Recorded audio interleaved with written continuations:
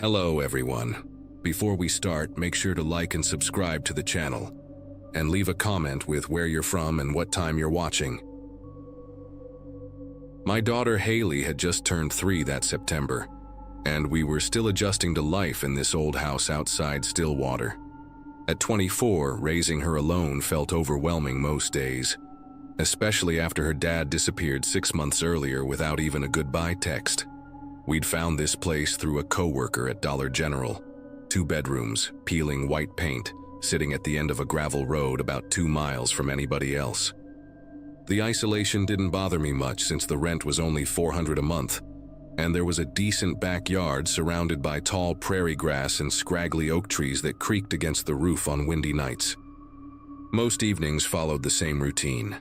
Pick up Haley from my mom's place after work, make something simple for dinner, fight through bath time while she splashed water all over the bathroom floor, then read her exactly 3 stories before she'd finally close her eyes around 8:30. That particular evening in early October started exactly like that. Chicken nuggets shaped like dinosaurs, bubbles everywhere during her bath, and her favorite book about a rabbit who gets lost in the woods. After tucking Haley in with her stuffed elephant named Peanut, I collapsed onto our second-hand couch with some reheated coffee and my phone, grateful for a few minutes of quiet. The house had this way of settling at night, little pops and creaks that I'd gotten used to over the past 4 months of living there. But around 9:15, I heard something different coming from the kitchen. The back door handle was rattling, this metallic clicking sound that didn't match the usual house noises. That door was original to the house, probably from the 60s. Solid wood on the bottom with 9 small glass panes on top, the kind with frosted privacy glass that only showed shapes and shadows. The deadbolt barely caught in the frame anymore, and I kept meaning to ask the landlord to fix it. For maybe 30 seconds, I sat there listening to that handle jiggle, telling myself it had to be the wind. Then everything went quiet for a moment. And that's when I heard them. 3 heavy knocks, slow and deliberate, each one making the glass panes vibrate slightly. Through the doorway to the kitchen, I could see the edge of that door, and a dark shadow moved across those frosted panes, blocking out the dim porch light. The shadow wasn't moving like someone just passing by or a delivery person checking addresses. It lingered there, shifting slightly from side to side like whoever it was kept leaning in to peer through different panes of glass. My first instinct was to call out and ask who was there, but something held me back. Maybe it was the deliberate way those knocks had sounded, or how late it was for anyone to be visiting. I slipped off the couch as quietly as I could, keeping my eyes on that doorway while I grabbed my phone from the coffee table. The kitchen light was off, which meant whoever was outside couldn't see in clearly, but it also meant I'd have to get closer to see anything more than that shadow. I crept toward the kitchen, staying close to the wall, my bare feet silent on the carpet, and then the cold linoleum. When I reached the doorframe, I pressed myself against it and slowly leaned around to get a better view. The shadow had moved to the far left pane now, and I could make out what looked like hands cupped around someone's face, trying to see inside. That's when the handle started turning. Not rattling anymore, actually turning, slowly, testing whether the door was locked. The deadbolt held, but I could hear it straining against the frame, that old wood creaking under pressure. I pulled back from the doorway and held my breath, thumb hovering over my phone's emergency call button.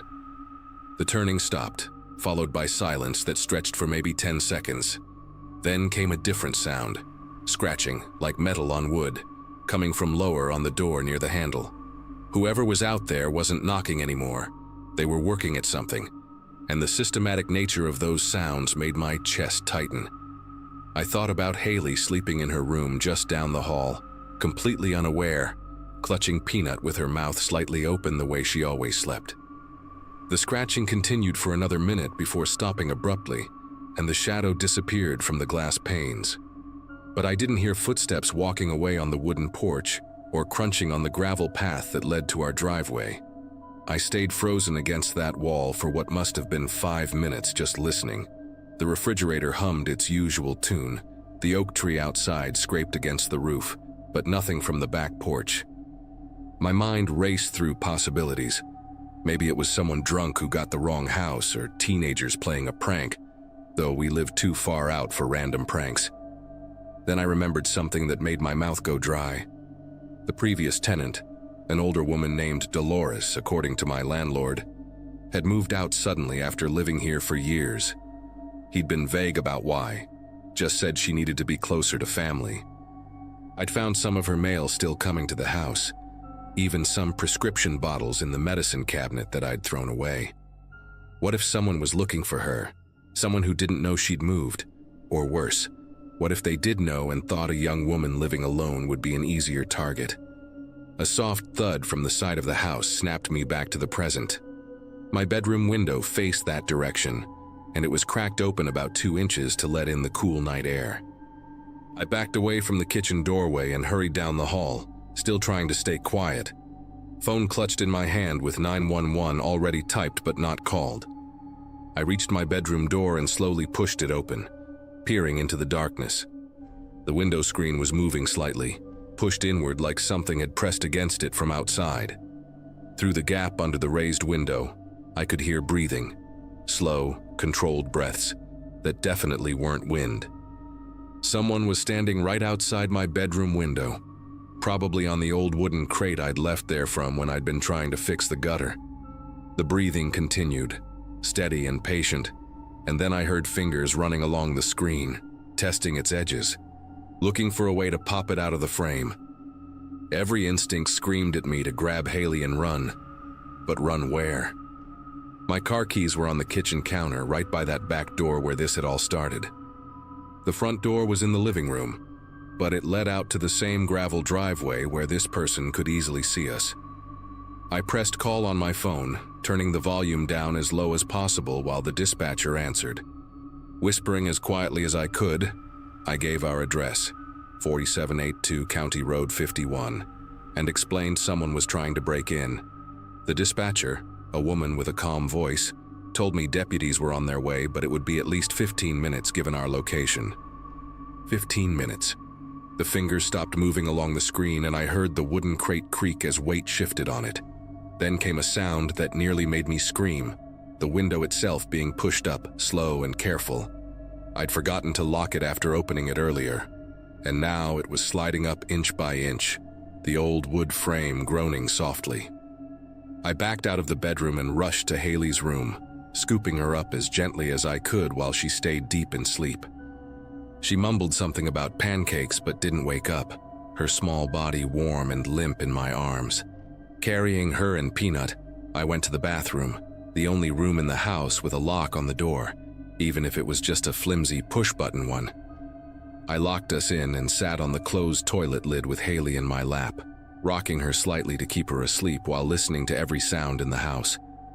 The dispatcher stayed on the line, asking for updates in a hushed voice that I could barely hear. From the bathroom, I heard my bedroom window slide the rest of the way open, then nothing for about 30 seconds. After that came the unmistakable sound of feet hitting my bedroom floor, 2 soft thuds as someone climbed inside.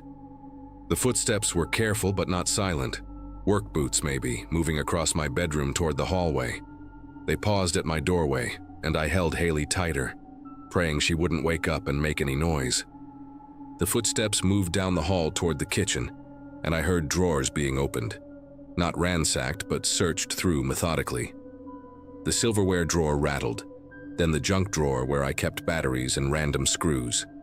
Cabinet doors opened and closed with careful precision. This wasn't some desperate burglar grabbing valuables. This person was looking for something specific. The dispatcher whispered that deputies were 8 minutes out, and I whispered back what was happening. She told me to stay where I was, keep the door locked, don't engage. Like I had any intention of confronting whoever this was while holding my 3-year-old. The searching sounds moved to the living room. I could hear the coffee table being moved, couch cushions being lifted. Then the footsteps came back down the hall, slower this time, and stopped right outside the bathroom door. The doorknob turned slightly, testing it, and found it locked. There was a long pause, maybe 20 seconds of absolute silence except for my heart pounding so hard, I was sure they could hear it through the door. Then came a voice, male, gravelly like someone who'd smoked for decades. "Dolores, I know you're in there. Just give me back what you took and I'll leave. Nobody needs to get hurt." The wrong name, the wrong person, but the threat was clear enough. I stayed silent, holding Haley against my chest, her breath warm on my neck. The dispatcher was saying something, but I couldn't focus on her words. The man spoke again, louder. "Don't make this difficult. You've had 6 months to think about it. That money belongs to me, not you." He rattled the doorknob harder, and I heard him lean against the door, testing its strength. The bathroom door was hollow core, the kind you could probably punch through if you really wanted to. "I saw your car. I know you're home. And I know you've got someone in there with you. I heard you talking." My throat constricted as I realized he meant the dispatcher. He thought I was Dolores, hiding in here with someone else, and nothing I could say would probably convince him otherwise without revealing that a young mother and toddler were actually behind this flimsy door. The doorknob rattled violently now, and I heard him throw his shoulder against the door. The frame shook, and I saw the lock button wiggle. Haley stirred in my arms, making a small whimpering sound, and I quickly started humming softly in her ear, the same tune I used when she had nightmares. The man must have heard something because he stopped. "You got a kid in there, Dolores? That's low, even for you. Using a kid as a shield." His voice had changed, uncertain now, maybe even confused. The dispatcher was saying the deputies were 3 minutes out, but 3 minutes felt like a lifetime. Outside the bathroom, I heard him pace a few steps, muttering something I couldn't make out. Then his footsteps moved quickly down the hall toward my bedroom, the window he'd come through. I heard him climbing back out, the wooden crate scraping against the house siding, and then feet hitting the ground outside. Still holding the phone, I whispered to the dispatcher that he was leaving through the bedroom window. "She told me to stay put until deputies arrived. Don't leave the bathroom no matter what." 2 minutes later, I heard sirens in the distance, growing louder as they turned onto our gravel road. The dispatcher confirmed they were pulling up to the house, and only then did I finally breathe properly. Haley woke up when the deputies knocked on the front door, confused and cranky, asking why we were in the bathroom. I carried her out, legs shaking so badly I could barely walk, and let the officers in. They searched the entire property with flashlights while one deputy, a young guy named Officer Brennan, took my statement. When they checked the back door, they found deep pry marks all around the deadbolt and frame. He'd been working at it with some kind of tool before moving to the window. On my bedroom floor, they found muddy boot prints and, strangest of all, an old photograph that must have fallen from his pocket. It showed Dolores, recognizable from the mail I'd seen, standing next to a man who looked like he could have been her son or nephew. Officer Brennan bagged it as evidence and said they'd try to track down Dolores to figure out what this was about. They stayed until dawn, and I spent the rest of that night packing our things. We moved in with my mom the next day, and I never went back except to get the rest of our stuff with my brother and cousin present. The landlord said he understood and didn't charge me for breaking the lease. I found out later from Officer Brennan that they'd located Dolores in Arkansas. She'd apparently been taking care of her adult son with mental health issues, who'd been stealing from people to feed a gambling addiction. She'd taken his stash of stolen cash when she left, trying to return it to victims, but he'd tracked her down to the wrong place. They arrested him 2 weeks later at a motel near Tulsa. I still check every lock twice before bed, and Haley, now 5, doesn't understand why Mommy doesn't like it when people knock on doors after dark.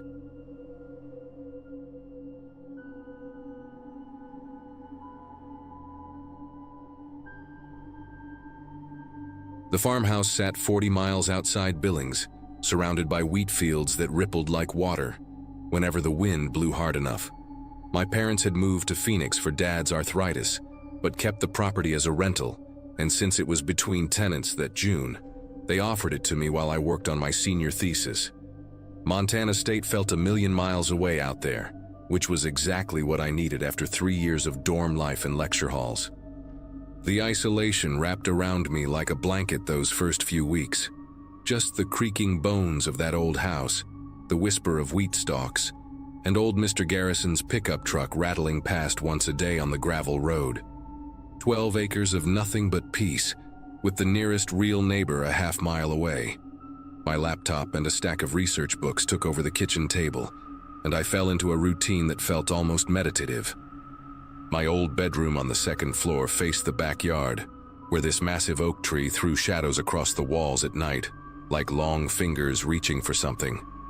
The house had been built in the 50s, all hardwood floors that announced every step, and windows that rattled in their frames when storms rolled through. For 2 weeks, the days blurred together beautifully. Coffee from Mom's ancient percolator at 8, research and writing until my eyes burned, then frozen dinners while trying to stream something on internet that barely functioned. By 11 each night, I'd crawl into bed feeling accomplished and exhausted in the best way. But around the 3rd week of June, sleep started breaking apart. I'd snap awake at 2, sometimes 3 in the morning, heart pounding like I'd been running, skin prickling with this electric feeling that made every shadow in the room seem important somehow.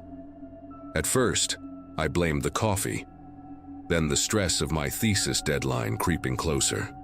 Maybe it was just the house settling in new ways, or coyotes passing through the property. Dad had mentioned they sometimes came close to the house hunting for mice in the barn. But the feeling kept getting stronger, more specific. It wasn't just waking up anxious, it was waking up feeling observed, like when you sense someone reading over your shoulder at the library. The sensation always centered on my bedroom window, the one facing the backyard. During the day, that window was my favorite feature of the room, letting in morning light that made everything golden. But at night, with nothing but darkness pressing against the glass, it became something else entirely. I started leaving the curtains closed, telling myself it was to block the morning sun, not because of how exposed that rectangle of black glass made me feel. The 4th week brought a heat wave that turned the farmhouse into an oven. Even with every window open and 2 box fans running, the upstairs felt unbearable. On Wednesday night, I remember it was Wednesday because I'd driven to town that afternoon for groceries, I gave up trying to sleep around 1:30. My sheets were soaked with sweat, and that familiar prickle of anxiety was already crawling up my spine. I sat up, debating whether to grab my pillow and try sleeping on the couch downstairs, when I heard something that made me go completely still. Outside, maybe 20 feet from the house, came the distinct sound of a throat clearing.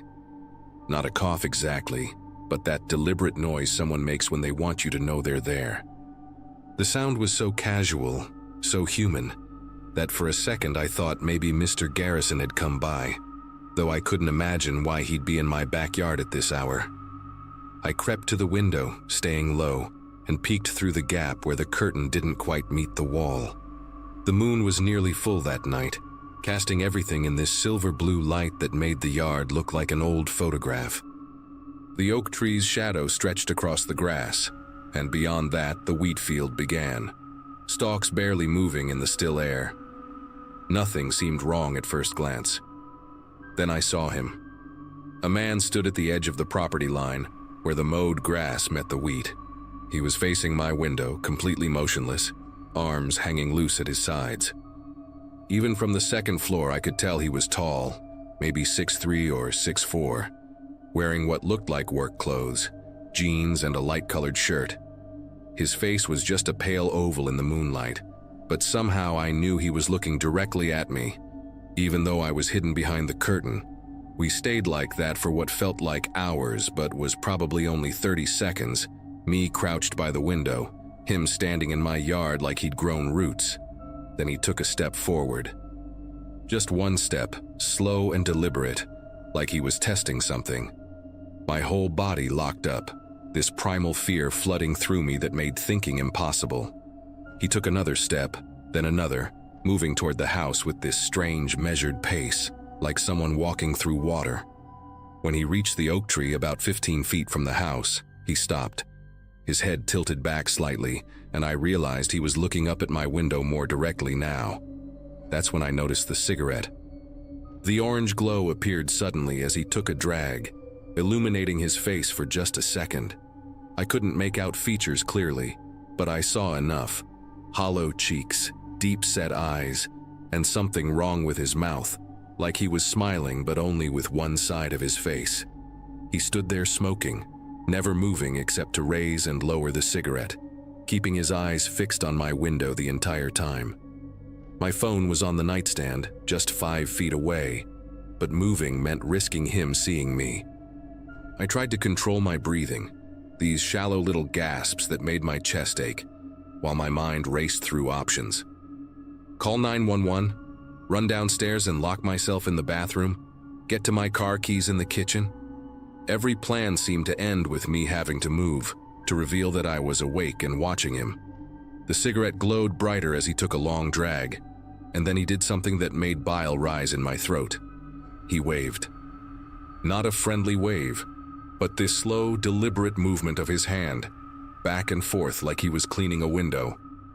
The gesture was so wrong, so out of place in the middle of the night, that I actually gasped out loud.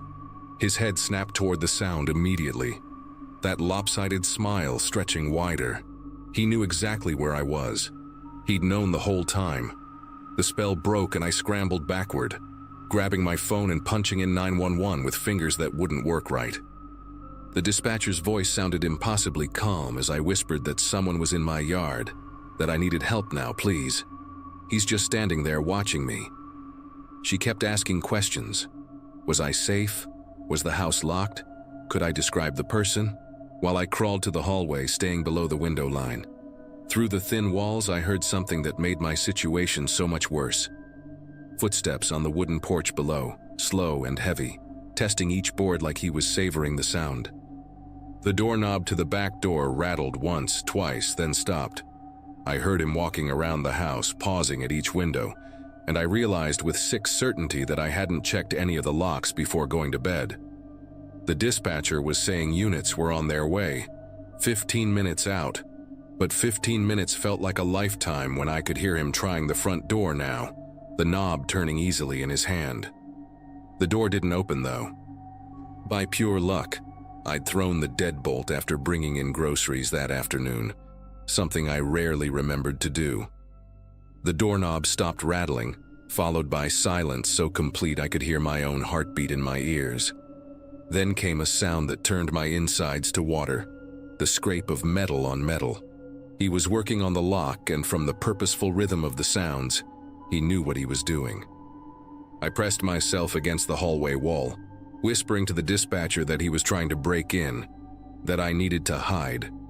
She stayed on the line as I crept to my parents' bedroom, the only room with a lock on the door, my bare feet silent on the old floorboards I'd learned to navigate in darkness as a kid.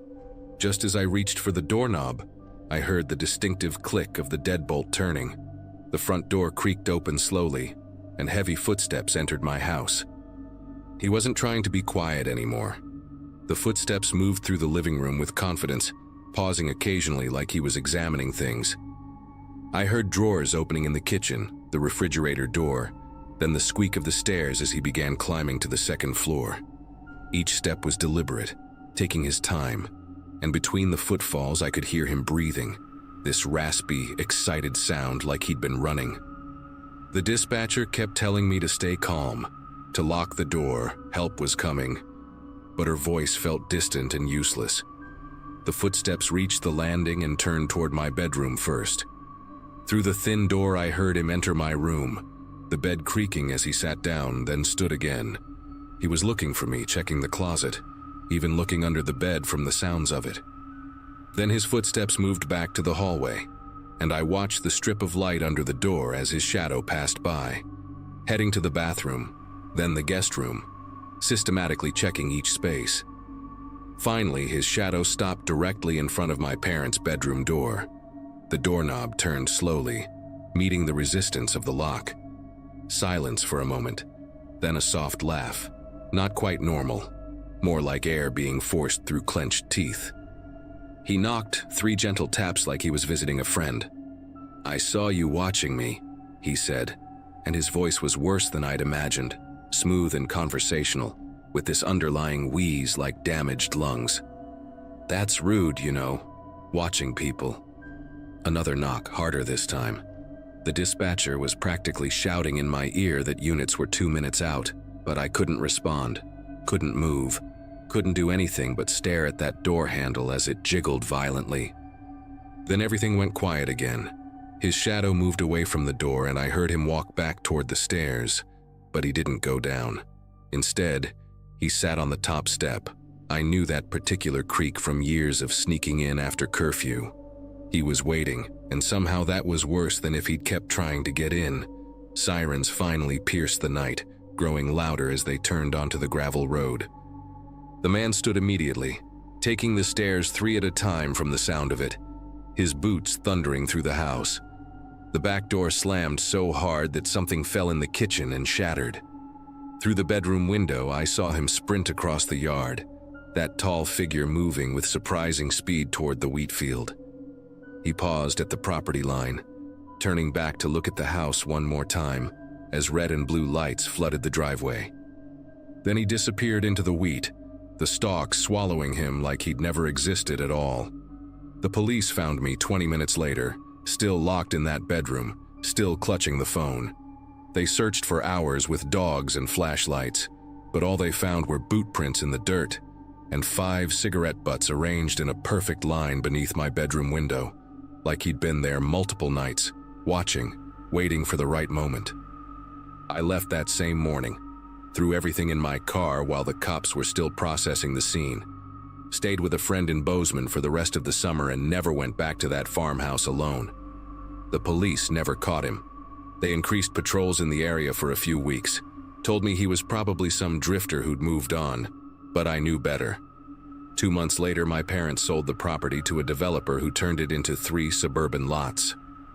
The new houses have security systems, motion lights, cameras, all the things that might have helped me sleep that night.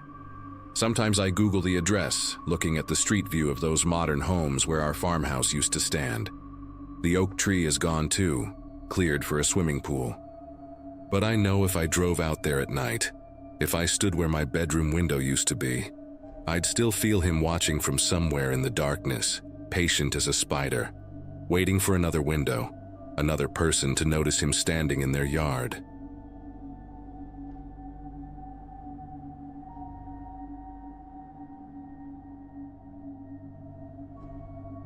I just finished grading spelling tests that Thursday afternoon when I first heard the crying. Spring of 2018 in our little Texas town meant wildflowers everywhere and neighbors firing up their grills every weekend. I was living in my grandmother's old house on Willow Creek Drive, a street where mailboxes still had those little red flags, and people actually used them. Teaching 4th grade kept me busy during the week, and at 32, I'd settled into a comfortable rhythm of lesson plans and weekend gardening. The house had been mine for 5 years by then, a 2-bedroom place with creaky floors and a kitchen window that looked directly into the backyard next door. My days followed a predictable pattern. School until 3:30, home to water the tomatoes, maybe a glass of wine on the porch while watching the neighborhood kids race their bikes before dinner. That particular April had been unseasonably warm, the kind of heat that made the asphalt shimmer by noon. Everything about my life felt steady and safe, wrapped in the familiar sounds of lawn mowers and screen doors slamming. The Thompsons had lived next door for as long as anyone could remember, but after old Mr. Thompson passed away from a heart attack, his son Bradley moved in alone. Bradley was 40-something, worked at the hardware store downtown, and kept to himself mostly. He'd wave when he saw you but never stopped to chat like his father used to. The man had this peculiar habit of wearing long-sleeved flannel shirts even when the temperature hit 90 degrees, and his truck always had mud on it despite the fact we hadn't had rain in weeks. He'd installed one of those tall privacy fences between our properties about 6 months after moving in, saying something about wanting to keep his German Shepherd from bothering anyone. Thing is, I never once saw or heard that dog.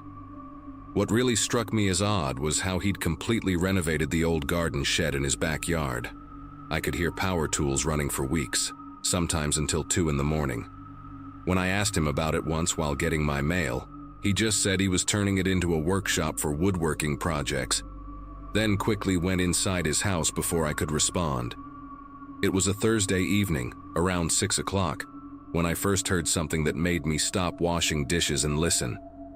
Through my kitchen window, I could see Bradley's shed clearly, painted dark green with a small window covered by what looked like black plastic from the inside.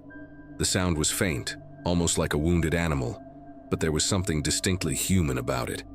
I turned off the faucet and stood there, soapy hands dripping, straining to hear better.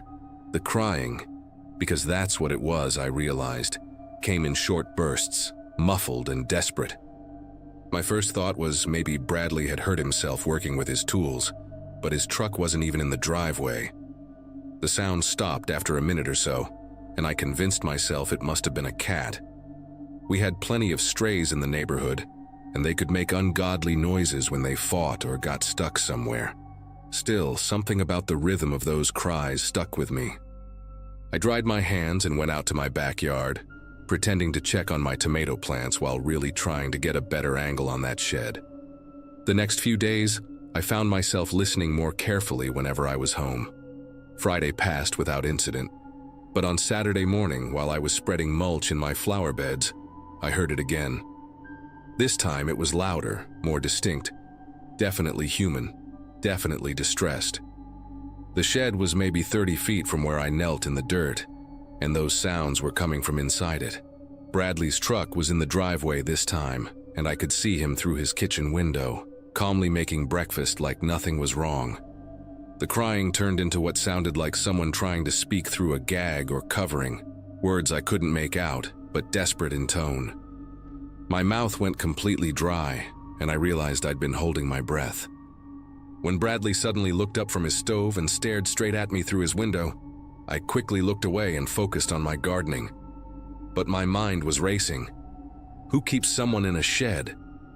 The thought seemed insane, like something from a crime show, not something that happens in real life. Yet those sounds, I spent the rest of the day trying to come up with logical explanations while that sick feeling in my gut grew stronger. Sunday came with thunderstorms, the kind that knock out power and flood the streets within minutes. I figured the rain would mask any sounds from next door, but around midnight, a lightning flash lit up my bedroom and I saw Bradley out there in the downpour, carrying something wrapped in a tarp toward his shed. He moved quickly despite the mud, and the way he kept checking around made my chest tighten with anxiety. I pressed myself against my bedroom wall, peering through the edge of my curtain as he unlocked what looked like 3 different padlocks on the shed door. The whole thing took maybe 2 minutes, but watching him struggle with whatever was in that tarp, something heavy by the way he had to readjust his grip twice, made me realize this wasn't normal workshop behavior. After he went back inside his house, I sat on my bed for hours, listening to the rain and trying to talk myself out of what I was thinking. But then, between thunder rolls, I heard it again, louder this time, more desperate. Someone was screaming behind that shed door, screaming words I could barely make out. Please, and what sounded like home. My whole body turned cold, and I knew right then I wasn't imagining this. Monday morning, I called in sick to work, something I never did unless I was genuinely ill. But I couldn't leave, not when every instinct told me someone needed help next door. I positioned myself at my kitchen table with a cup of coffee and a clear view of Bradley's backyard, pretending to grade papers while really watching that shed. Around 10, after Bradley left for work, I did something that still makes me feel guilty and brave at the same time. I walked over to his fence and tried to peek through the gaps between the boards. The shed had no windows on the side facing my yard, just that one covered window facing Bradley's house. I could hear movement inside, shuffling sounds and what might have been chains dragging across wood. Then, clear as day, I heard a young voice, couldn't tell if it was male or female, saying, "Is someone there? Help me. Please help me." My knees nearly buckled. This was real.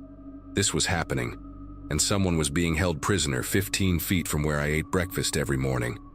I backed away from the fence, my heart pounding so hard I thought it might burst, and ran inside to grab my phone. The 911 call was probably the most difficult phone conversation I've ever had. How do you explain that you think your neighbor is keeping someone locked in a shed without sounding like a paranoid lunatic? The dispatcher, a woman with a steady voice, kept asking me to slow down and repeat myself. I told her about the crying, the screaming, the voice begging for help just minutes ago. She asked if I could see anyone in immediate danger, and I had to admit I couldn't actually see inside the shed. There was a long pause before she said she'd send an officer to do a welfare check. 20 minutes later, a single patrol car pulled up. No sirens, no urgency, just Officer Garrett, a young cop who looked barely out of the academy. He listened to my story with a skeptical expression, took some notes, then walked over to Bradley's house and knocked. No answer, of course, since Bradley was at work. Garrett walked around the property from the sidewalk, shone his flashlight at the shed from a distance, then came back to tell me there was no probable cause to enter private property. He suggested I call back if I heard anything else concerning and gave me his card. I watched him drive away, feeling completely helpless and frustrated. That afternoon, I did something I'm not proud of but felt was necessary. I called Bradley's work and pretended to be interested in buying lumber, asking specifically when Bradley would be available to help me. They said he was there until 5. That gave me about 3 hours. I grabbed the biggest hammer from my garage and walked straight to his backyard. To hell with trespassing laws when someone's life might be at stake. The shed door had 3 heavy-duty padlocks, just as I'd seen, but the window on the side was my target. I smashed through the black plastic and glass with one swing, then used the hammer's claw to tear away the boards Bradley had nailed over it from the inside. The smell that hit me was awful. Human waste, sweat, and something rotten like old food. When my eyes adjusted to the darkness inside, I saw her, a girl, maybe 16 or 17, chained to a metal post Bradley had installed in the concrete floor. She was wearing a dirty t-shirt and shorts, her hair matted, her eyes wide with terror and hope. She tried to speak but only managed a hoarse whisper, "Water, please." I told her I was getting her out right now, then called 911 again, this time screaming at them to send them now. There's a kidnapped girl in the shed at 427 Willow Creek Drive. Everything happened fast after that. I stayed with the girl, talking to her through the window while sirens grew louder in the distance.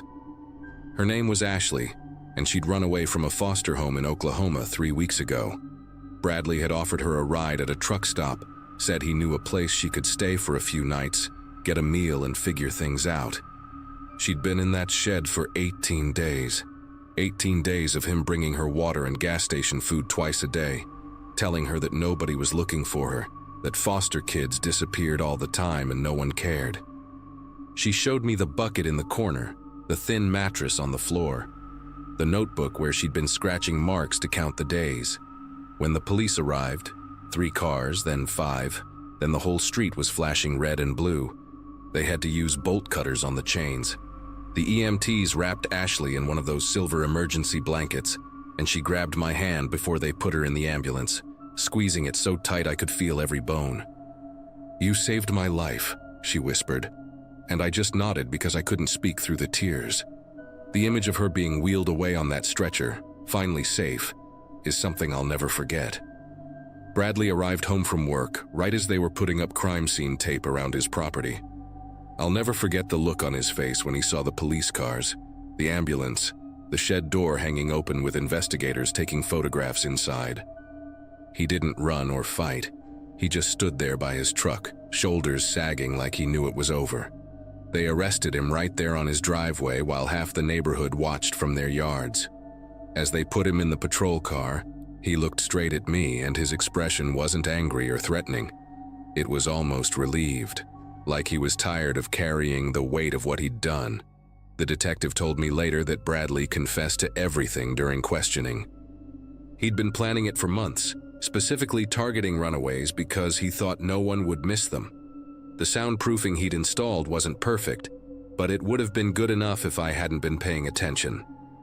They found receipts for the materials, internet searches about missing teenagers, even a journal where he'd written about his plans. The shed had been designed as a prison from the start. The concrete floor poured specially to hold that metal post, ventilation holes drilled to keep someone alive but not comfortable, the door reinforced from the inside. The investigation revealed that Ashley wasn't supposed to be his first victim. Police found evidence that Bradley had been watching and documenting patterns of other runaways at various truck stops across Texas for over a year. He had photographs, license plates of people who gave them rides, notes about which days had the most vulnerable kids passing through. Ashley just happened to be at the wrong place at the wrong time when Bradley felt ready to execute his plan.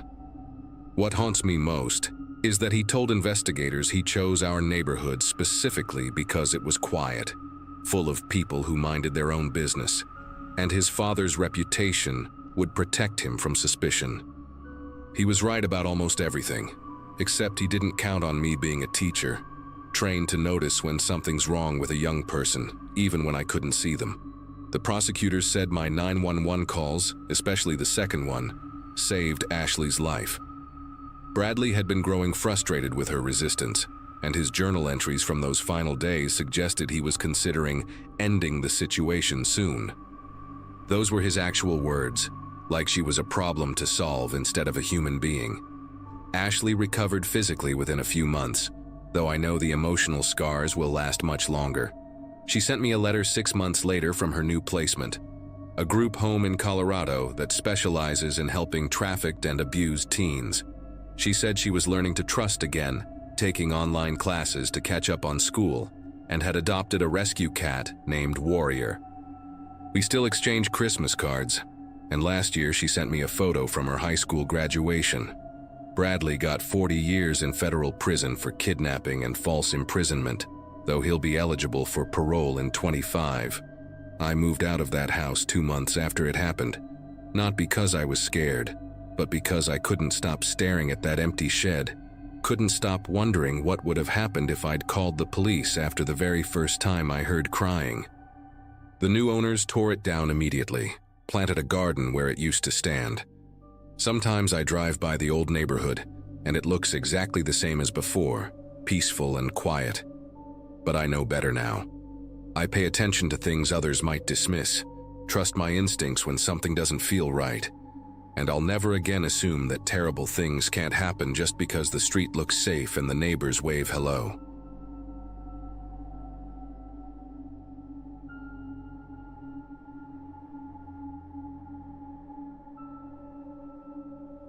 There's a particular kind of silence that settles over small Nebraska neighborhoods at night.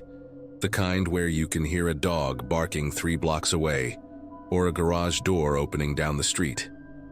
I'd been living in this house about 20 minutes outside Lincoln for 8 months, working from home as a freelance graphic designer, spending my days in the front office watching the predictable rhythm of suburban life through my window.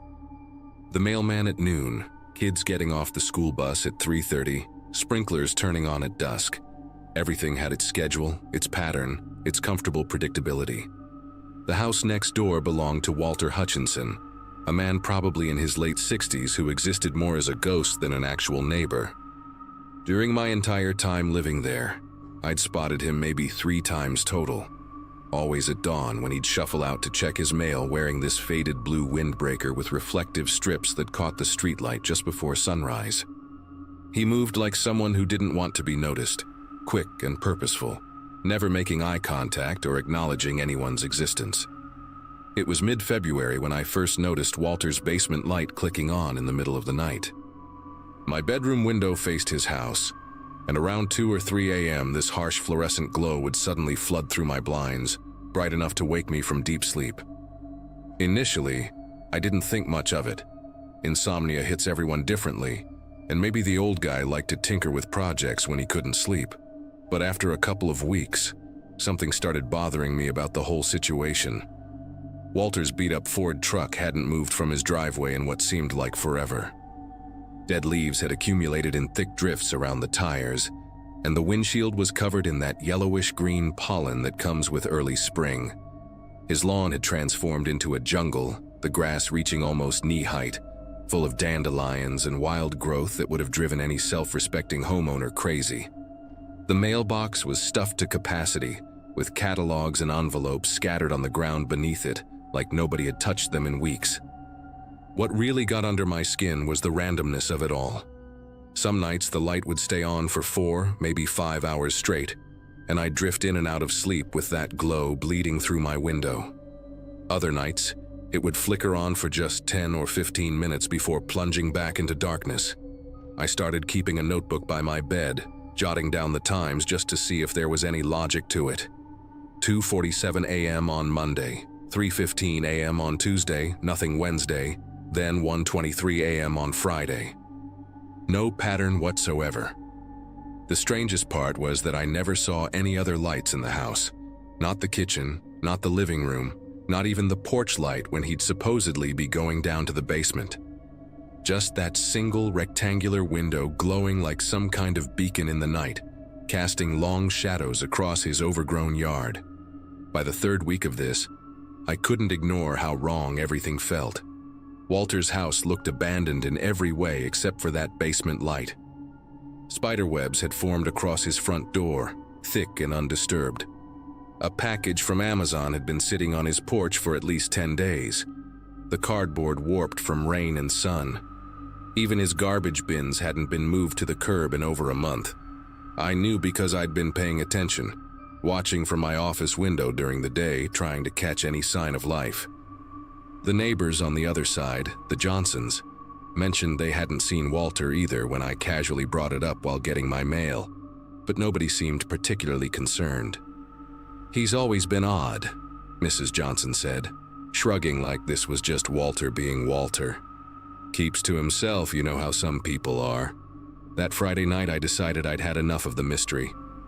The light had been on since midnight, and by 2 a.m. I was wide awake, staring at that glowing window from my bedroom. I threw on a hoodie and my old sneakers, the ones that didn't squeak, and stepped out into the cold February air. The neighborhood was dead quiet, except for the distant hum of the interstate a few miles away. Walter's yard felt like stepping into a different world. The grass was so tall it soaked my jeans up to the knees with dew, and I had to push through it like I was wading through water. The closer I got to his house, the louder my heartbeat seemed, thundering in my ears. I wasn't planning anything illegal, I told myself. Just wanted to peek through the basement window, maybe see what was causing that light.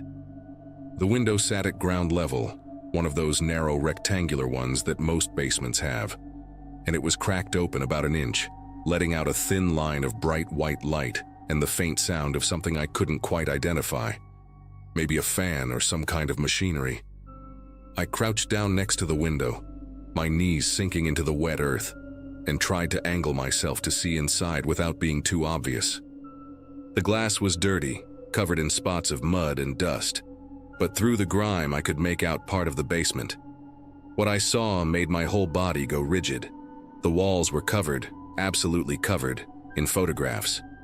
Not family photos or artistic shots, but what looked like surveillance photos. People walking, sitting in cars, entering buildings, all taken from a distance with a telephoto lens. They were pinned up with red thumbtacks in neat rows, hundreds of them, maybe thousands. Some had writing underneath in black marker that I couldn't read from my angle, but what made my throat close up was recognizing some of the faces. There was Janet from the coffee shop downtown, the one who always remembered my order. There was Mr. Castellano, who taught at the local high school. There was even a photo of the teenage kid who delivered newspapers on Sunday mornings. My legs were trembling as I shifted position to get a better view, and that's when I saw the far wall, the one with the larger prints. These weren't just random surveillance shots. These were photos of people who'd been in the news recently, their faces familiar from missing person posters I'd seen around town. And on social media, Amanda Reeves, the college student who'd vanished from the university campus 3 months ago. Douglas Harper, the accountant whose car was found abandoned by the river in January. Sophia Mendez, the nurse who never showed up for her shift at the medical center and hadn't been seen since. Their photos were arranged in a timeline, with dates written underneath, some dating back years. Below each missing person's photo was a series of other shots, them at grocery stores, walking their dogs, sitting in their cars at red lights. The level of documentation was insane, like Walter had been tracking these people for weeks or months before they disappeared. In the corner of the basement, I could see what looked like file boxes, dozens of them, labeled with years going back to at least 2010. The sound of a door creaking from inside the house sent a jolt of pure panic through me. I dropped flat against the wet ground, my cheek pressed into the mud, not daring to breathe. Through the thin crack of the window, I could hear footsteps, slow, deliberate, moving across the basement floor. Then a voice, Walter's voice, but different from the few times I'd heard him speak before. He was talking to someone, his tone conversational, almost cheerful. "You're being so quiet tonight," he said. And there was something deeply wrong about the way he said it, like he was talking to a child or a pet. "That's okay. We have plenty of time. No one even knows you're here." The footsteps moved closer to the window, and I could see a shadow pass by. I pressed myself flatter against the ground, praying the tall grass would hide me. My phone was in my pocket, and I slowly reached for it, trying not to make any movement that might catch his attention through that cracked window. Just as my fingers wrapped around my phone, Walter's footsteps stopped directly above me, on the other side of the window. I could hear his breathing, raspy and uneven, like he'd been smoking for decades. "Did you hear that?" he said to whoever was in there with him. "Sounds like we might have a visitor."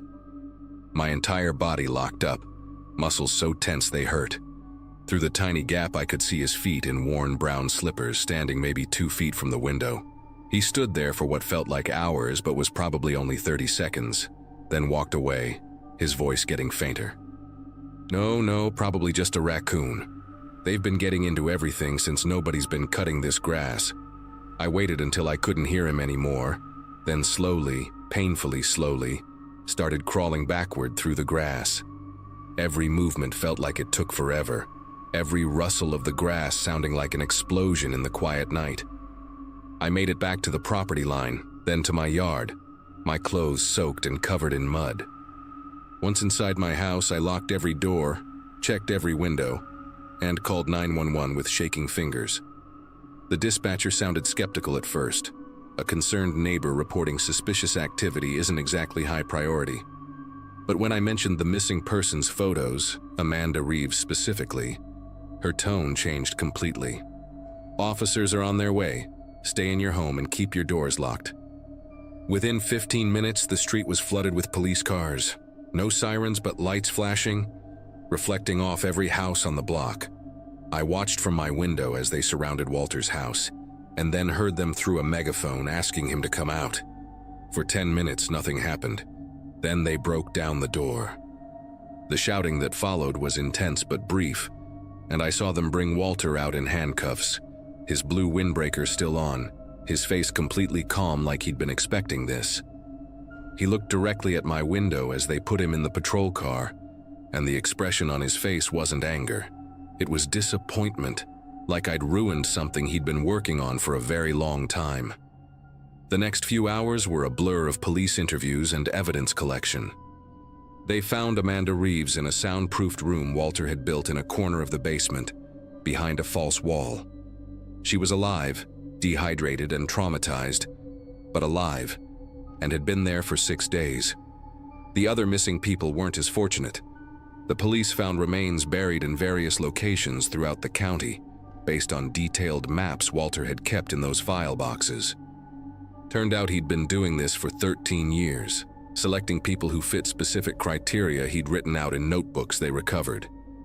He worked as a night security guard at a warehouse for decades before retiring, a job that taught him about surveillance, about watching, about patience. The photos on his wall represented years of stalking, and the police counted at least 47 victims, though they suspected there were more. Walter had been using his basement as what investigators called a collection point, keeping victims there before moving them to secondary locations. They never let me see the full extent of what they found in that house, but the detective who interviewed me said I'd saved Amanda's life and potentially prevented more disappearances. Walter Hutchinson pleaded guilty to avoid the death penalty and got multiple life sentences without parole. The house next door was eventually demolished after sitting empty for a year, and now there's just an empty lot there that nobody wants to build on. Sometimes at night, I still wake up around 2 or 3 a.m., and I find myself looking out the window at where that basement window used to be. The neighborhood returned to its quiet routine. Mailman at noon, kids off the bus at 3:30, sprinklers at dusk.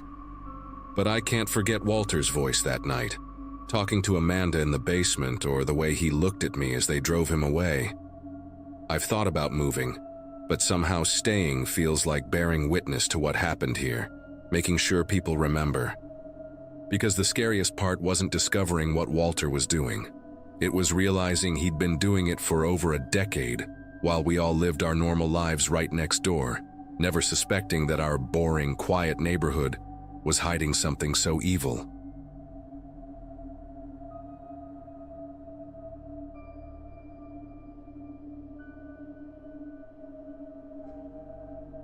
The Ford Ranger's engine knocked like it always did when I pushed past 50, reminding me why Frank kept nagging me to let him rebuild it at the shop. Route 19 stretched ahead through Millbrook's outskirts, nothing but darkness and the occasional reflective postmarking where the asphalt met the drainage ditch. I'd just finished wrestling with Mrs.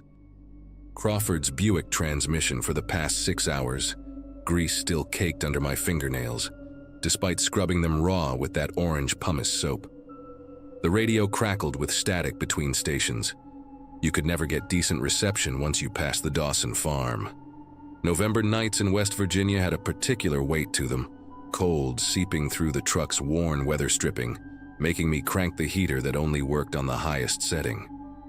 My phone showed 11:07 p.m. on the cracked screen, and I was already planning which leftover to heat up first when the lights hit my mirrors.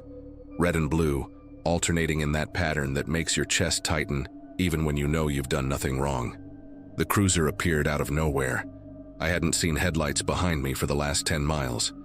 I eased off the gas and pulled onto the narrow shoulder where the field met the road, dry corn stubble on one side and thick woods on the other. Through the side mirror, I watched the Crown Victoria settle in behind me, its engine idling rough, probably one of those old Interceptors the county bought at auction and never properly maintained. The spotlight snapped on, flooding everything in surgical white brightness that turned my cab into a fishbowl. I killed the engine and rolled down my window, cold air rushing in along with the sound of boots on gravel approaching from behind. The deputy who appeared at my window wasn't anyone I recognized, which was strange in a place where you knew every cop by their coffee order. He had one of those faces that seemed assembled from mismatched parts. Nose too sharp, jaw too wide, eyes set deep enough that the spotlight's glare couldn't reach them. His uniform looked regulation except for how it hung on him, like it belonged to someone else, someone bigger. The nameplate read Deputy Carlisle, but the letters seemed worn, hard to make out.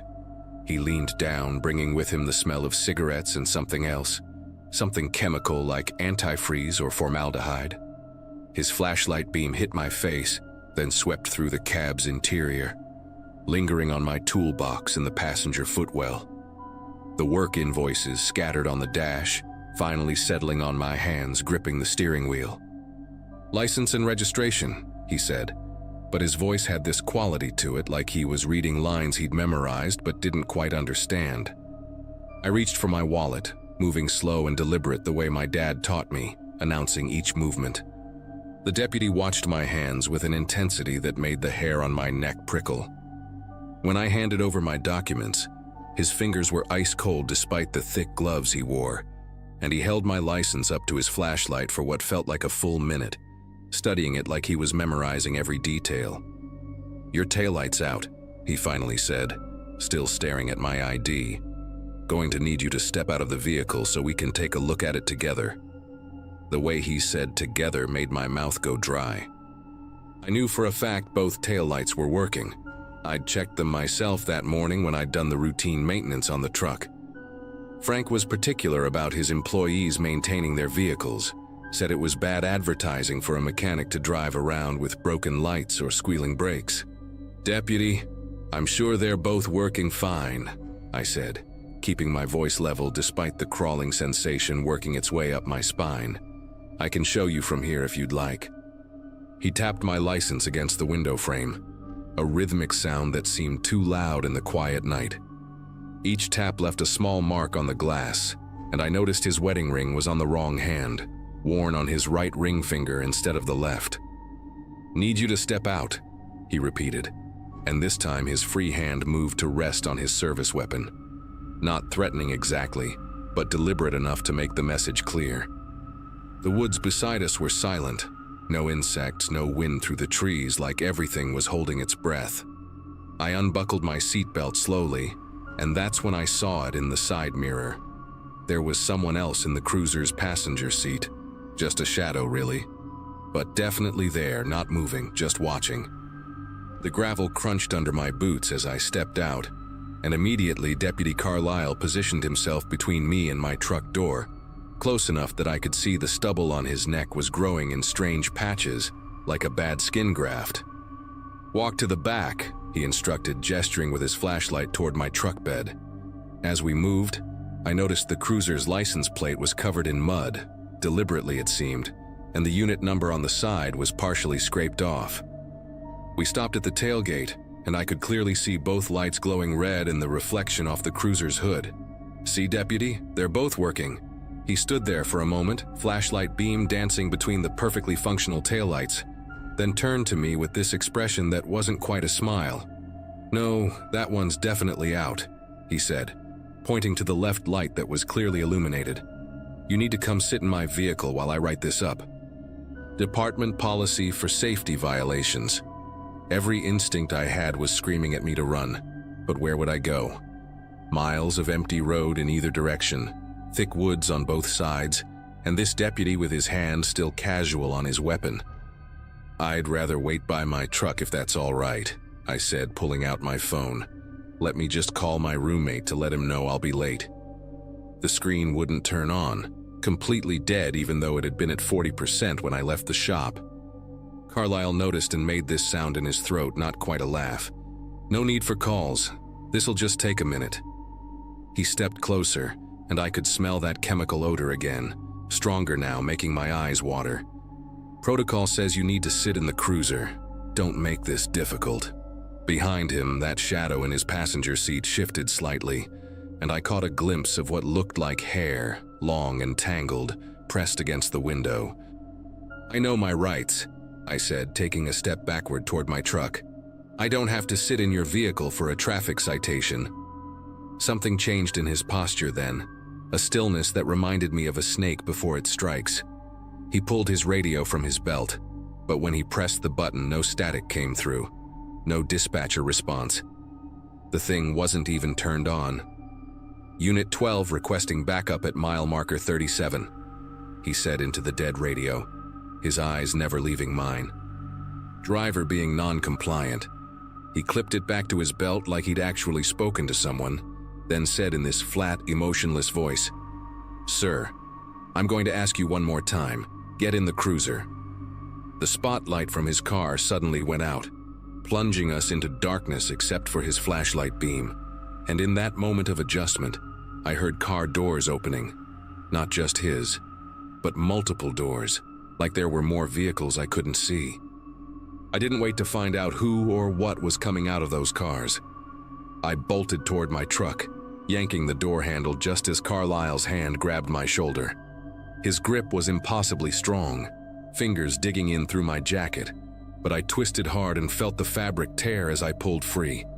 I threw myself into the cab, slamming the locks just as his flashlight smashed against the window, leaving a spiderweb crack. The engine turned over on the third try while fists pounded on the glass. And not just Carlisle's, I could see other shapes in my peripheral vision, surrounding the truck. One face pressed against the passenger window, mouth moving like it was trying to speak, but the features were all wrong. Skin too loose like a mask that didn't fit right. I threw it in drive and floored it, gravel spraying as the truck lurched forward. And in the rear view I saw at least 3 figures standing in the road, all wearing what looked like sheriff's department uniforms, all watching me drive away without pursuing. I didn't slow down until I hit the Millbrook city limits, pulling into the 24-hour gas station with my whole body trembling, adrenaline making everything too bright and sharp. The attendant, a kid named Jerome who I'd gone to high school with, took one look at me and asked if I needed him to call someone. I almost said yes, call the police, but then stopped. What would I say? A deputy tried to get me in his car? I asked Jerome if he knew a Deputy Carlisle, and he gave me this confused look. There's only 4 deputies in the whole county, man. Robinson, Vance, Harrell, and that new lady Simmons. No Carlisle. My torn jacket and the cracked window were the only proof I had that anything had happened. Jerome let me use the station phone to call Frank, told him I'd had car trouble and wouldn't make it in tomorrow. Then I sat in that fluorescent lit gas station until dawn, drinking coffee that tasted like burnt water, watching every car that passed. The next few days I kept my mouth shut, went to work, stayed in town after dark. But I started asking careful questions, casual-like, while changing oil or rotating tires. That's when the stories started surfacing. Old Mrs. Henley mentioned her nephew from 2 towns over who'd gone missing on Route 19 6 months back. Car found abandoned with the driver door open. Jerome's cousin had a friend who swore he'd been pulled over by a deputy that didn't exist, barely got away when 2 other cruisers appeared out of nowhere. The more I dug, the more I found. Always Route 19, always between 11 p.m. and 3 a.m., always someone traveling alone. The real sheriff's department, when I finally worked up the nerve to check, had no record of any traffic stops at mile marker 37 that night. They suggested I might have encountered someone impersonating an officer, took a report, said they'd investigate. But I could tell from their faces they'd heard this before, and nothing ever came of it. I left Millbrook 2 weeks later, packed everything I could fit in that Ford Ranger with its cracked window, and drove straight through to Ohio without stopping. Found another mechanic job, another small town, but one with more people and better cell service. Frank understood, didn't even make me work out my notice.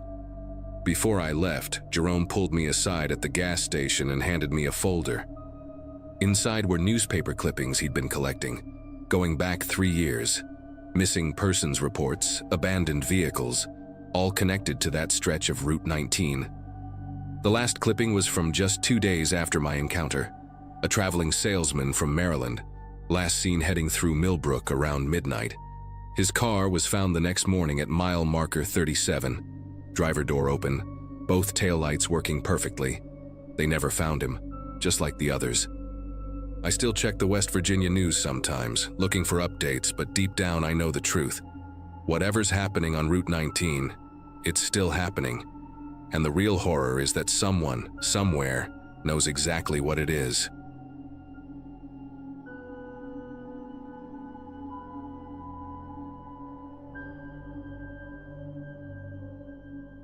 "6 months working as head librarian at the public library in Rosewood, Georgia had taught me the rhythm of small-town life. Everybody knows everybody here, the kind of place where the biggest scandal is usually who forgot to return their library books on time. The library itself is this beautiful old brick building from the 1920s, with tall windows that let in streams of dusty light and wooden floors that creak with every step. Most days, I'd spend my time helping high school kids with research papers, or chatting with the elderly regulars who came in for the air conditioning and romance novels.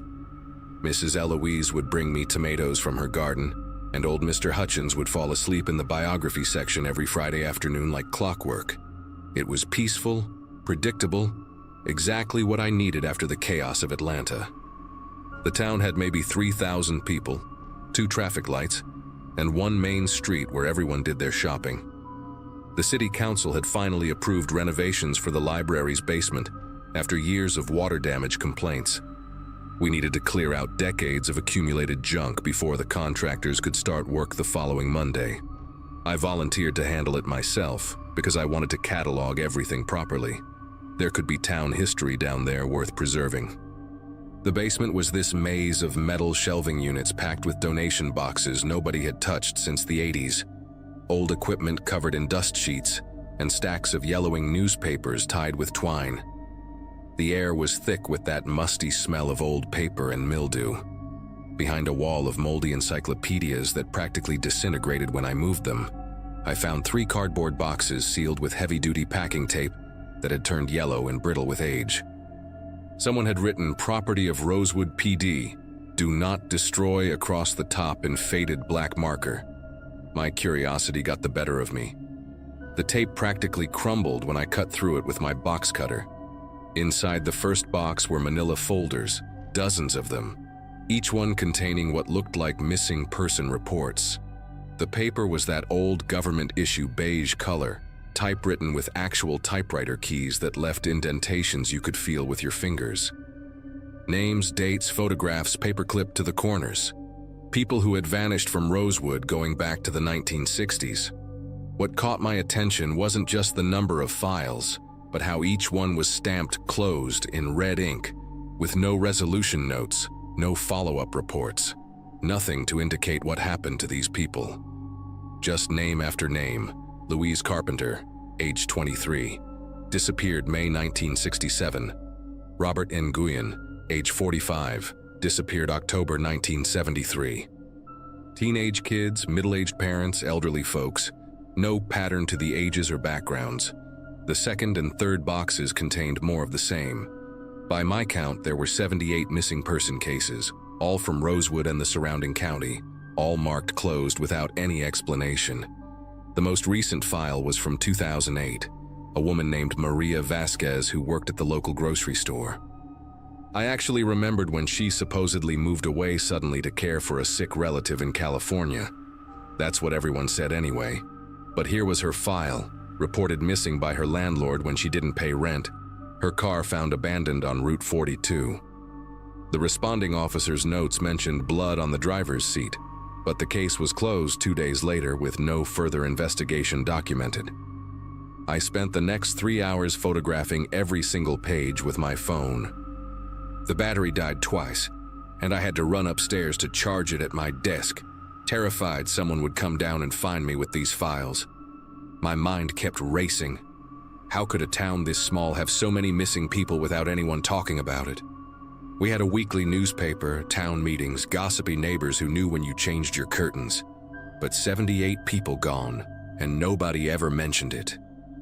The dates were spread out enough, maybe 3 or 4 per year, that perhaps people just forgot, moved on, accepted whatever story they were told. But seeing them all together like this, documented in black and white, made my chest tight with anxiety. That evening, I couldn't stop thinking about those files.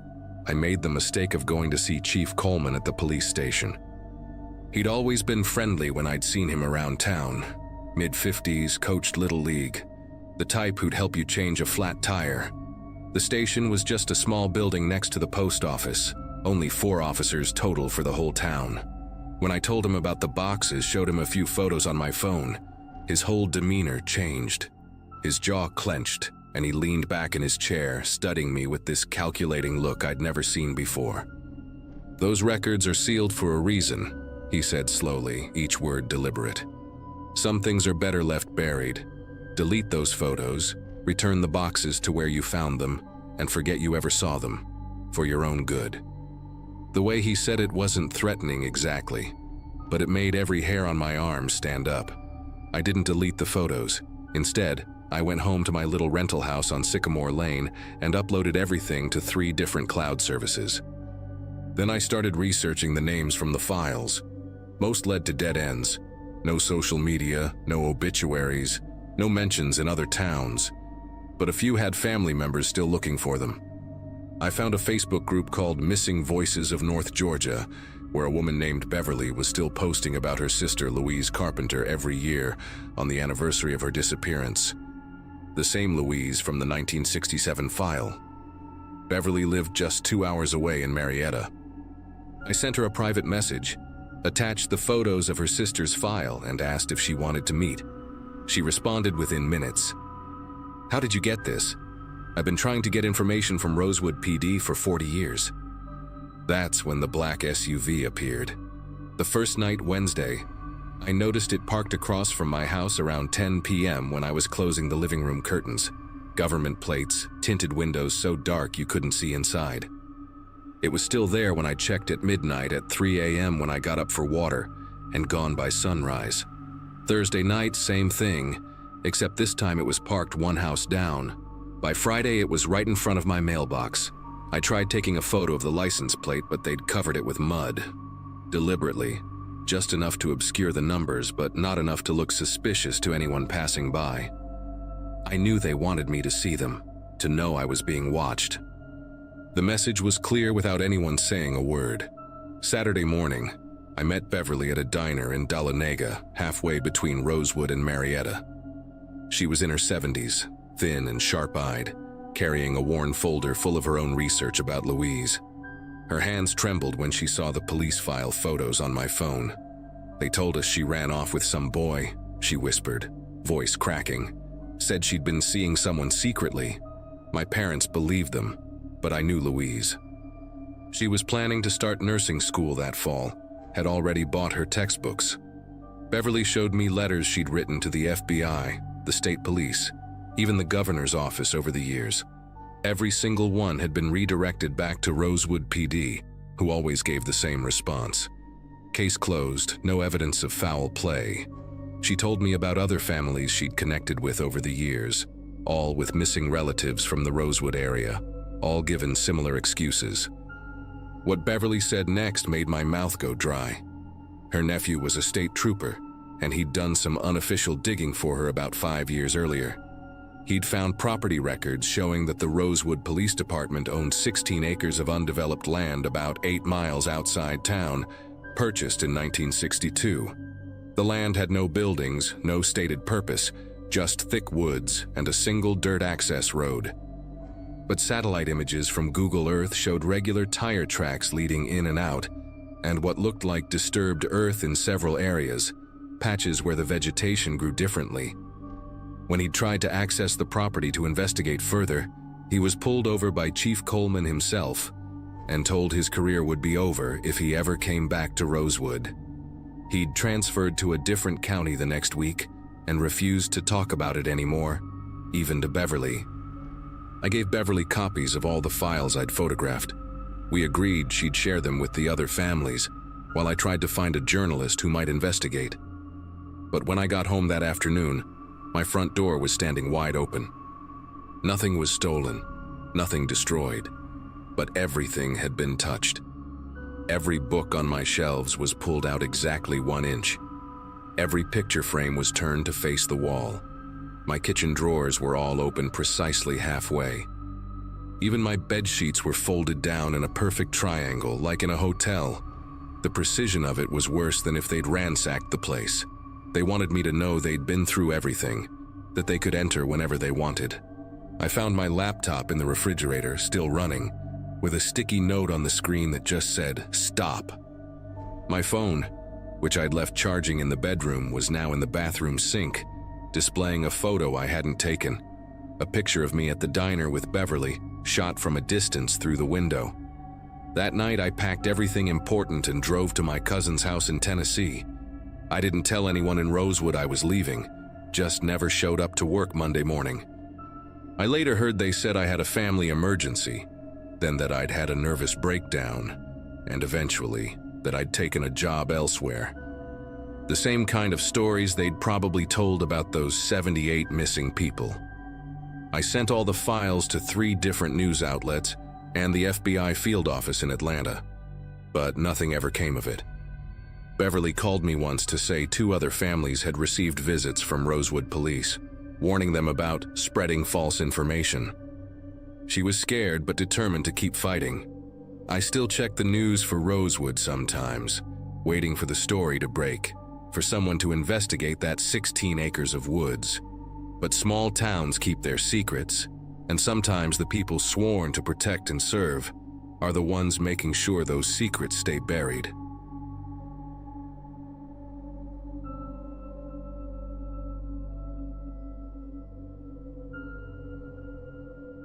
My name's Aaron, and a few years ago I worked the overnight shift at the only 24-hour gas station in our town in Kentucky. The pay wasn't great, but it gave me enough to cover rent on my little duplex and keep food in the fridge. Nights there had their own rhythm. Truckers topping off their rigs, regulars grabbing cigarettes, and the occasional drifter passing through. I got used to the hum of the soda machine, the buzzing neon sign that never stayed fully lit, and the kind of silence that settled between customers when the hours stretched too long. One night started out the same as any other. I stocked the cooler, swept the floors, and leaned against the counter, scrolling on my phone whenever things slowed down. Around midnight, I noticed an older sedan pulling into the lot. The headlights washed over the windows before it circled once and rolled back onto the road. At first, I didn't think much of it. People miss the entrance all the time, or they realize they're low on cash and drive off. But then, maybe 20 minutes later, the same car came through again, looping around slow enough that I could make out its dented bumper and one dim headlight. By the third time that car came back, creeping around the pumps without stopping, I felt a knot forming in my chest. No one got out. No one rolled a window down. Just that same slow lap, tires crunching over gravel, before disappearing again into the night. I tried to shake it off, telling myself it was someone lost, or maybe waiting for someone else. But the longer the hours dragged on, the harder it was to ignore the way my stomach tightened every time I thought I saw headlights in the distance. Around 4 in the morning, my shift was ending, and I went about locking up. That's when I spotted it. Down the street, past the edge of the lot, the same sedan sat parked on the shoulder. Its headlights were off, but I could still recognize the shape, the dent in the hood, the dull shine of its paint under the street lamp. I stood with the keys in my hand, pretending to fumble with the lock longer than I needed to, just to keep from turning my back completely. It didn't move. No door opened. It just sat there, like it was waiting for me to leave first. I finally made it to my car, trying not to glance too obviously in the direction of the sedan. The air felt heavy, the kind of quiet that made every sound sharper. My keys jingling, the slam of my door, the click of my seatbelt. When I pulled onto the road, I kept my eyes glued to the rearview mirror. For the first couple of blocks, nothing happened. Then, just as I started to think I'd imagined the whole thing, headlights flickered on behind me. The same car, same dented bumper. It eased onto the road, trailing me at a steady distance. My heart pounded so loud it almost drowned out the hum of my engine. I didn't want to drive straight home, so I made a few random turns through the quiet streets, circling blocks I didn't normally take. The car followed each one, never speeding up, never backing off. It was like they knew I was testing them and were content to let me know they weren't going anywhere. After 10 minutes of this, I pulled into a brightly lit parking lot near an all-night diner and just sat there, pretending to dig through my bag. The sedan slowed as it passed but didn't turn in. It kept going, disappearing down the next street.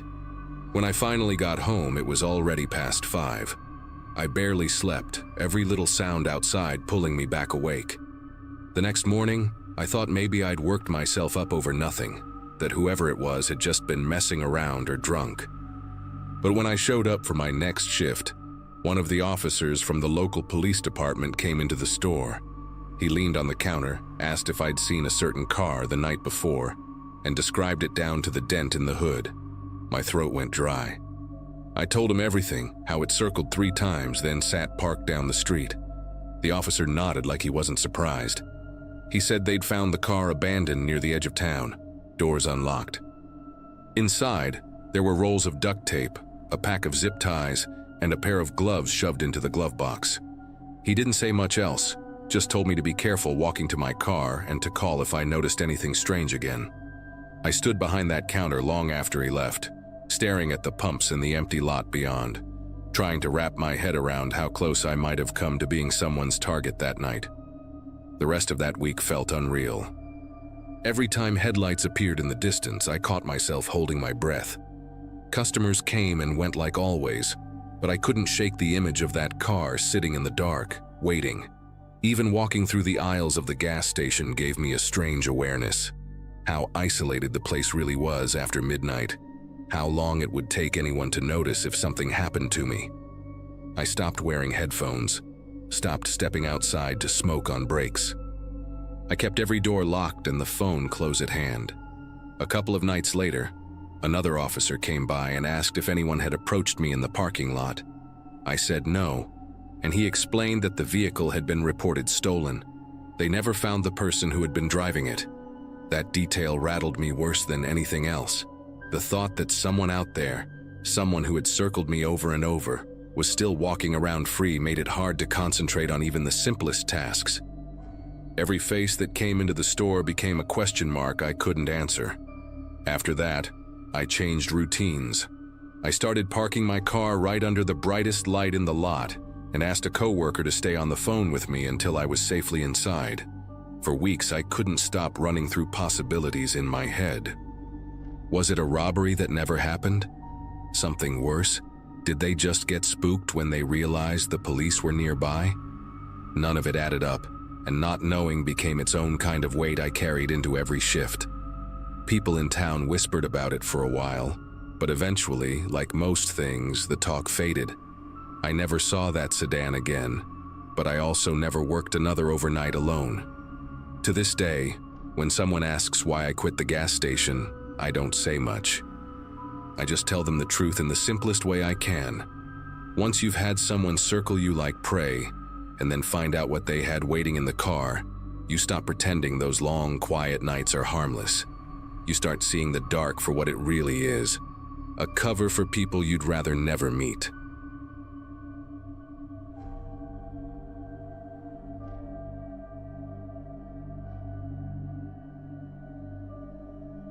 The town where I grew up didn't have much going on besides a strip mall, a football field, and that abandoned hospital on the edge of the old industrial district.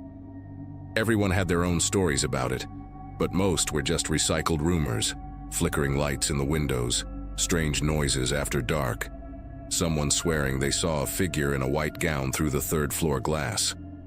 By senior year, people treated it more like a rite of passage than anything else. Sneak in, take a few pictures, maybe record a video, and prove you weren't scared of a crumbling building. That autumn weekend, a couple of friends and I thought it'd be fun to head inside and get some footage for a short video. I was more into filming than they were, so I brought along my camera. The hospital loomed over the street, 4 stories of shattered windows and vines crawling up the brick. Even in daylight, it had this heavy presence, like the walls themselves were holding back secrets no one should uncover. My friends joked around, but I remember feeling uneasy before we even stepped through the broken side door.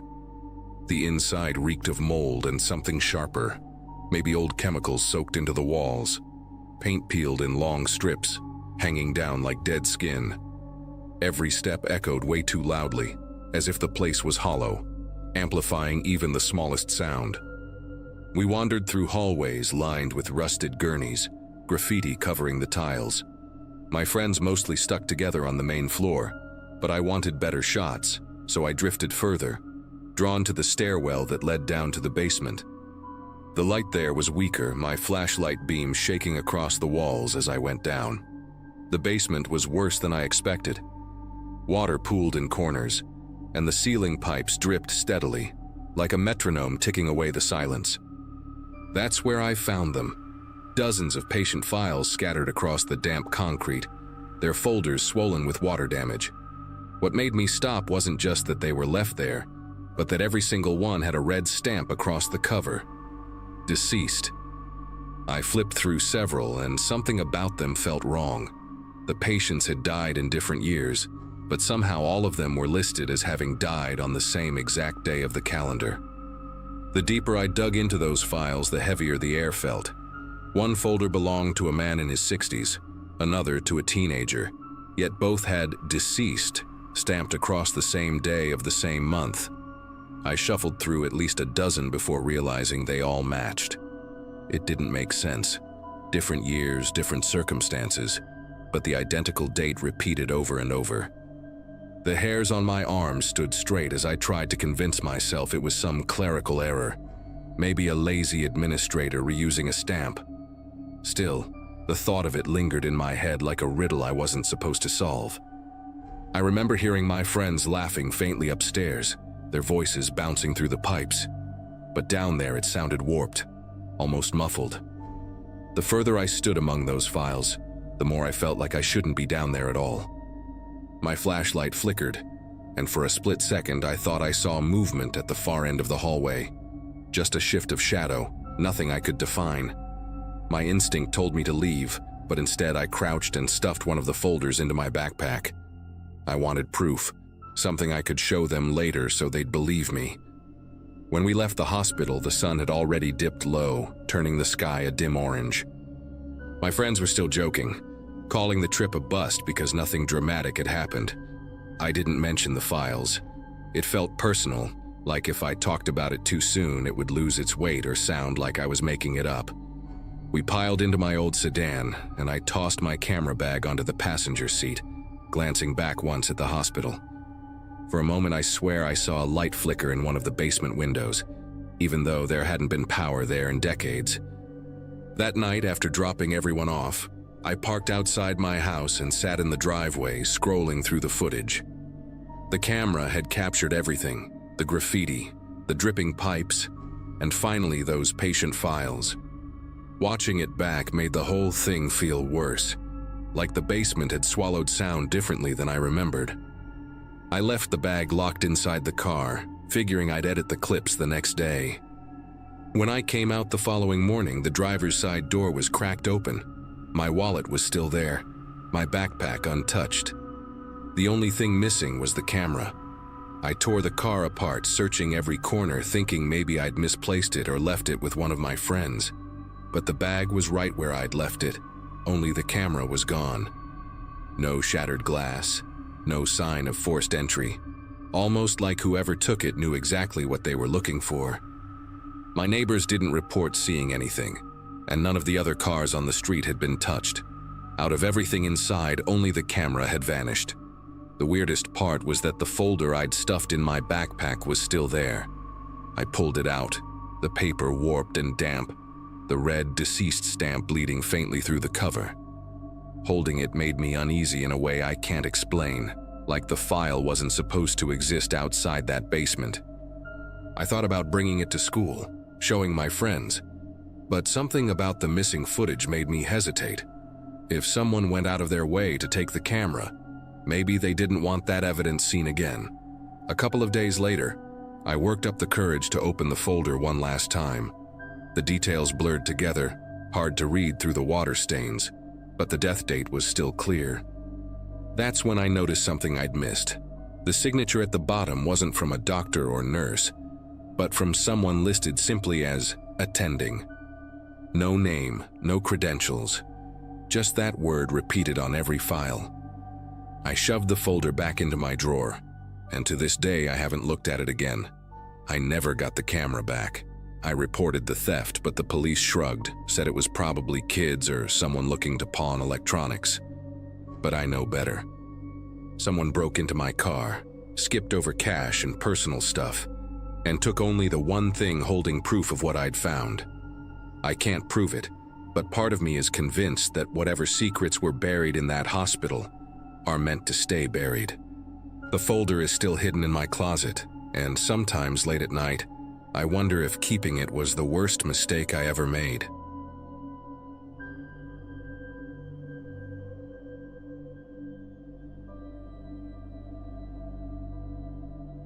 That night had started out in the usual small-town way, with everyone packed into the bleachers for the weekly high school football game. My girlfriend Emily and I weren't even that into football, but in our town, it was basically the only real entertainment on a Friday. I remember the sharp chill in the air when we left the field, the smell of concession stand popcorn still clinging to our jackets. We decided to take the long way home, the quieter county road that cut through farmland and patches of pine. It was late enough that traffic had thinned out, and the road felt like it belonged to us alone. I was behind the wheel of my old Chevy sedan, the heater humming against the cold. Emily sat next to me, scrolling through her phone, the blue glow lighting up her face. We had the radio low, just background noise, some old country station that never came in clearly. The stretch we were on was dark. No streetlights, just the beams of our headlights carving a tunnel through the night. Every now and then we'd pass a mailbox leaning toward the ditch or a barn set way back from the road, but otherwise it was empty space and shadows. About halfway down that stretch, I noticed movement ahead. At first I thought it was a deer on the shoulder, so I slowed just a little. Then the figure stepped forward, illuminated in the glare of my headlights. It was a man standing by the ditch with one arm raised high, waving as if to flag us down. His clothes looked rough, layers of flannel and a dark jacket, and his posture was strange, too stiff, like he'd been waiting there. Emily leaned forward, squinting, and muttered, "Do you see that?" I eased off the gas, not stopping but letting the car slow enough to take a better look. The man didn't stumble or look injured, which struck me as odd. He was deliberate, standing like someone who knew exactly what he was doing. When our car drew closer, he suddenly broke into a sprint straight toward us, his arm no longer raised in distress. That's when I saw the metallic glint in his other hand, the unmistakable shape of a tire iron catching the light. Instinct took over and I slammed my foot back on the gas. The tires squealed against the pavement and the car lurched forward. In the rearview mirror, I caught a glimpse of him swinging the tire iron downward, like he had actually tried to smash the windshield or grab onto the car. Emily let out this sharp gasp, clutching the side of her seat, and all I could hear for the next few seconds was the engine straining and her breathing quick. The road stretched out ahead of us like it would never end, and I didn't dare slow down. My pulse was hammering so hard it felt like it was inside my ears. For a few miles we said nothing, just sitting in the glow of the dashboard lights, trying to process what had almost just happened.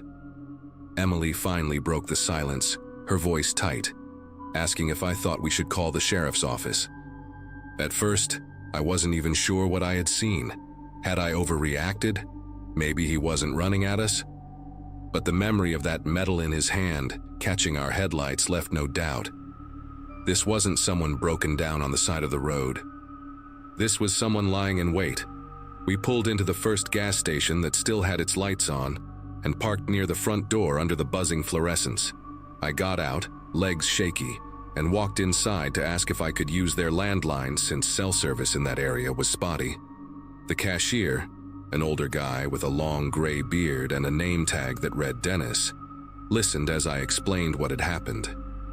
His expression hardened immediately, like this wasn't the first time he'd heard something like it. He nodded slowly and said he'd make the call for us, his voice low as if he didn't want anyone else in the store overhearing. While Dennis was on the phone with the sheriff's department, Emily came in and told me her brother had texted her that there were already rumors going around about someone dangerous along that same stretch of road. She said a couple of people she knew had mentioned seeing a guy waving cars down, claiming his truck had broken down.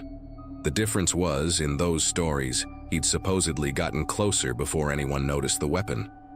Hearing that made my skin prickle. This wasn't a one-time thing we'd stumbled into by bad luck. It felt more like we had brushed right up against something planned, rehearsed, and escalating. Not long after, a deputy pulled up outside the station and came in to talk to us. His uniform was wrinkled, like he'd been called in from home, but he carried himself with the kind of seriousness that told me he already knew the situation. He asked for every detail, what the man looked like, what he was wearing, which direction he'd come from. When I mentioned the tire iron, the deputy's jaw tightened, and he told us we weren't the only ones who had called that night. A few other drivers had nearly been ambushed along that same road, each describing the same man with the same weapon. The deputy walked us back out to my car and inspected the windshield and hood with his flashlight, almost like he expected to find dents. Seeing the light sweep over the chipped paint and the dust clinging to the bumper made me realize how close it had been. Emily stayed quiet, her arms folded tight, watching the deputy as though he might have answers we didn't. Before letting us go, he warned us to avoid that stretch of road for the time being. He didn't sugarcoat it. This guy's looking for victims, not help. When we finally got home, the adrenaline wore off, and the whole thing settled on me like a weight. I kept replaying it in my head, the way the man stood so still until we were close enough, then the sudden sprint, the flash of metal. It wasn't random. It was a trap, set in a place where most people wouldn't think twice about stopping to help someone.